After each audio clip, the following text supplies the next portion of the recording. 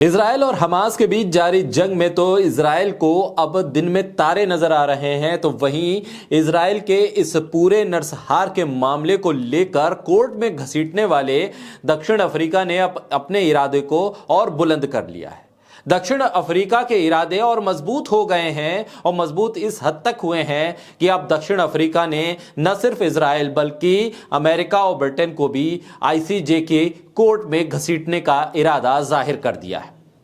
दक्षिण अफ्रीका ने यह बता दिया है कि अब अमेरिका और ब्रिटेन की सरकारों को भी वो घसीटेगा और मुकदमा उन पर भी कायम करवाया जाएगा। फिलिस्तीन के लोगों के नरसंहार का मुजरिम सिर्फ इजराइल नहीं बल्कि अमेरिका और ब्रिटेन भी हैं, इस बात को साबित किया जाएगा। और इस बात को साबित करने के लिए, अपनी दलीलों को सामने रखने के लिए दक्षिण अफ्रीका के 50 वकीलों ने यह तय कर लिया है कि जिस आधार पर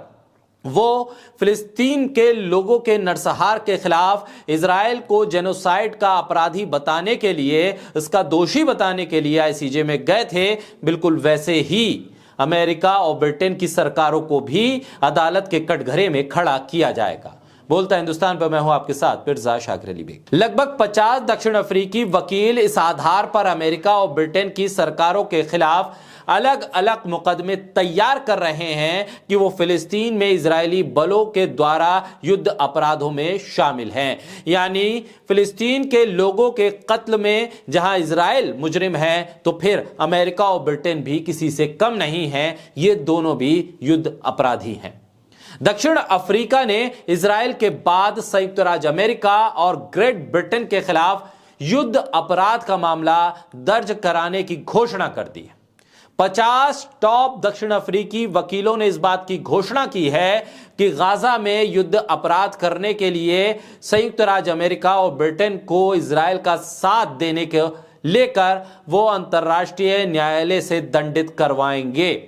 और इन्हें अंतर्राष्ट्रीय न्यायालय से दंडित किया जाना चाहिए, क्योंकि गाजा में जो अब तक लाखों लोगों की हत्या हो गई है, लाखों लोगों का नरसंहार हो गया है, उसके लिए अमेरिका और ब्रिटेन सबसे ज्यादा जिम्मेदार हैं। अमेरिका और ब्रिटेन ही इजराइल को मदद पहुंचाते हैं, अमेरिका ब्रिटेन ही इजराइल को पैसों से मदद करते हैं, हथियारों से मदद करते हैं। अमेरिका और ब्रिटेन ही इजराइल के हर जुर्म के भागीदार हैं। अमेरिका और ब्रिटेन ही इजराइल के इन बढ़ते हुए ज्यादतियों और जुल्म के लिए सबसे बड़े गुनहगार। जो काम 57 मुल्कों के ग्रुप को मिलकर एक साथ करना चाहिए था, वो काम दक्षिण अफ्रीका ने अकेले अपने दम पर कर दिया। न सिर्फ इजराइल को अदालत में घसीट लिया, बल्कि अब अमेरिका को भी अदालत के कटघरे में दक्षिण अफ्रीका खड़ा करने जा रहा है और फिर इसी लिहाज से ग्रेट ब्रिटेन के खिलाफ भी मुकदमा दर्ज होने वाला है। यह नरसंहार सिर्फ फिलिस्तीन के लोगों का नरसंहार नहीं बल्कि पूरी दुनिया में इंसानियत का कत्ल है, और अगर इजराइल के इस जुर्म की सजा नहीं मिलेगी तो फिर पूरी दुनिया में इस तरह के नरसंहार का खतरा लगातार बढ़ता जाएगा। अफगानिस्तान से लेकर इराक और सीरिया तक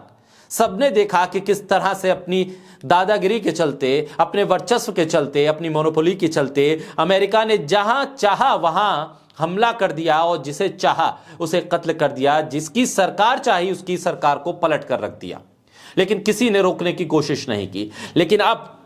जब फिलिस्तीन के लोगों का नरसंहार हो रहा है, तब दक्षिण अफ्रीका ने अपनी आवाज को बुलंद किया है और फिर दुनिया की सबसे बड़ी अदालत में मुकदमा दायर कर दिया है। दक्षिण अफ्रीका के वकील विक्स वॉन ने साफ कर दिया है कि वो अमेरिका और ब्रिटेन के खिलाफ मुकदमा दर्ज करेंगे, और न सिर्फ वहां की सरकारों के खिलाफ मुकदमा दर्ज होगा बल्कि ग्रेट ब्रिटेन के खिलाफ भी मुकदमा दर्ज होगा। और इसमें अमेरिका और ब्रिटेन के वकील भी मदद करेंगे इस मुकदमे को चलाने में, इस मुकदमे में दलीलों को इकट्ठा करने में, जो पहले से ही दक्षिण अफ्रीका के इन 50 टॉप वकीलों के संपर्क में है।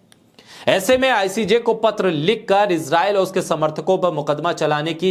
मांग की जाएगी और इस मुकदमे में अपने सहयोगियों के साथ मदद लेते हुए दक्षिण अफ्रीका के ये 50 वकील संयुक्त राज्य अमेरिका को कटघरे में खड़ा करेंगे। आने वाले वक्त में देखना होगा कि अदालतों के इस पूरे मामले में अमेरिका और ब्रिटेन क्या कुछ अपनी दलीलें देते हैं, क्योंकि जमीन पर तो अमेरिका और ब्रिटेन की मदद के बाद भी इजराइल जंग हार रहा है। अदालत में अगर ये जंग हार जाता है इजराइल, अमेरिका और ब्रिटेन, तो ये इंसानियत की सबसे बड़ी जीत होगी।